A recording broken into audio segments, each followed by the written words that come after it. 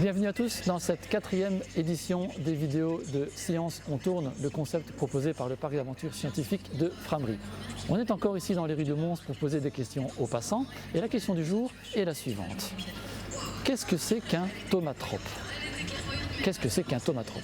Si les gens ont des difficultés, on leur a même posé une deuxième question pour peut-être les aider, c'est qu'est-ce que c'est qu'un zootrope? Alors peut-être que vous connaissez la réponse à ces questions, je vous propose d'aller découvrir les réponses des passants dans la rue.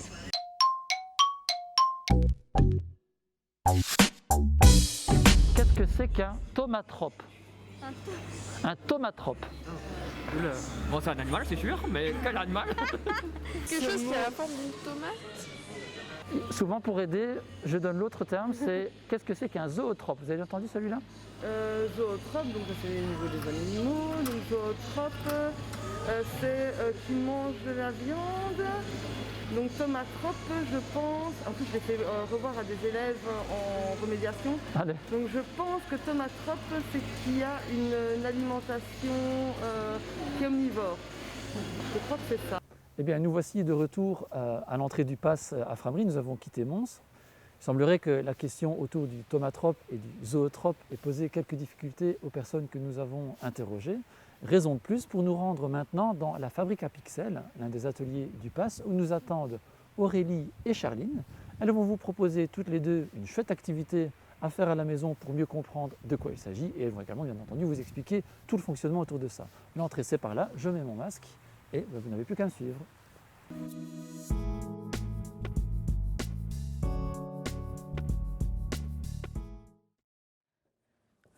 Coucou Chacha. Salut Auré.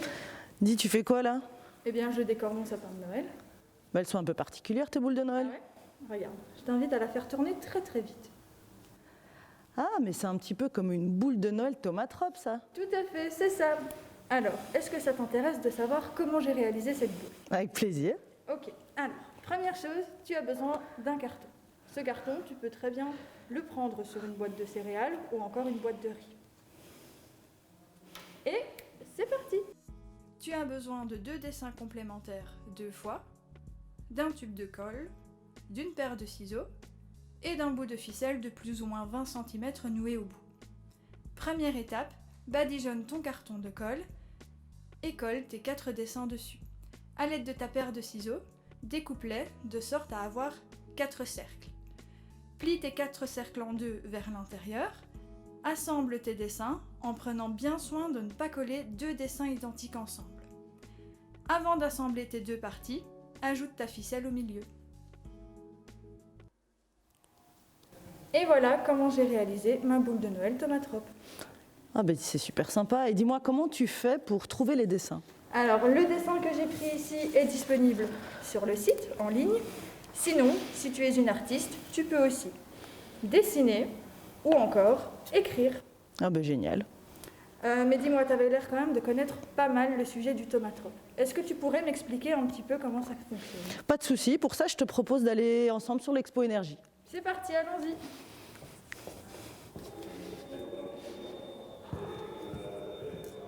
Alors, nous voici donc sur l'Expo Énergie. Avant de te parler de ce phénomène, je voulais te montrer et revenir sur notre boule de Noël tomatrope. Oui. Dis-moi un petit peu ce que tu vois sur les différentes faces. Eh bien ici, je vois 2 images différentes, un nœud rouge et un rectangle jaune. Si je tourne lentement maintenant, Je vois toujours 2 images différentes. je tourne cette boule un peu plus vite. Eh bien là, je ne vois plus qu'une seule image, le nœud rouge sur le rectangle jaune. Ça, c'est ce qu'on appelle le phénomène de la persistance rétinienne. La première image ici, le carré jaune, va venir se fixer au fond de l'œil. Juste après, tu as l'image du nœud rouge qui apparaît, alors que l'ancienne image n'était pas encore partie. Ces 2 images vont alors se superposer. Ce qui me donne l'illusion d'une seule image et donc d'un cadeau de Noël. C'est tout à fait ça. D'accord. Pour aller un petit peu plus loin maintenant, je te propose d'aller te mettre sur le step. Alors dis-moi ce que tu vois là, Chacha. Eh bien ici, je vois un acrobate réalisant différentes acrobaties. Alors viens voir de plus près ce qu'il y a dans ce tambour. Donc tu vois ici les dessins de la décomposition du mouvement de mon acrobate. Lorsqu'on tourne ce tambour suffisamment vite, tu vas avoir ce mouvement qui va apparaître, un petit peu comme dans les dessins animés. Et c'est aussi alors le principe du stop motion. C'est grâce au stop motion que j'ai réalisé le tutoriel en donnant l'illusion d'une paire de ciseaux et d'un pot de colle qui se déplace tout seul. C'est exactement ça. Il existe plein de logiciels gratuits qui te permettent de prendre des photos et de les mettre en mouvement, comme dans tout film d'animation. Autre idée pour Noël, tu peux créer ta carte de vœux animée.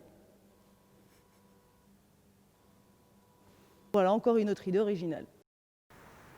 Et bien voilà, nous avons quitté maintenant Aurélie et Charline depuis l'exposition Énergie qui vous ont expliqué tout ce qu'il fallait savoir autour du fameux tomatrope et zootrope et également une chouette activité à faire à la maison durant ces périodes de Noël. C'est la dernière vidéo de Science on tourne. Comme je vous l'avais dit, nous en avons proposé 4 en cette période de confinement alors que le pass était fermé. Si les vidéos de Science on tourne vous ont plu, n'hésitez pas à nous le dire en commentaire et si vous avez envie qu'on vous en propose d'autres, n'hésitez pas à nous le faire savoir. Je vous rappelle également que nous avons organisé un chouette petit concours. Pour cela, il fallait retrouver 4 mots-clés. Dans chacune des 4 vidéos de Science on tourne, il y avait un mot-clé à retenir. En allant sur le site web qui s'affiche normalement en ce moment sur l'écran, il vous suffira d'encoder les 4 mots-clés que vous avez trouvés et normalement, une petite surprise apparaîtra. J'en profite alors maintenant pour vous dire au revoir.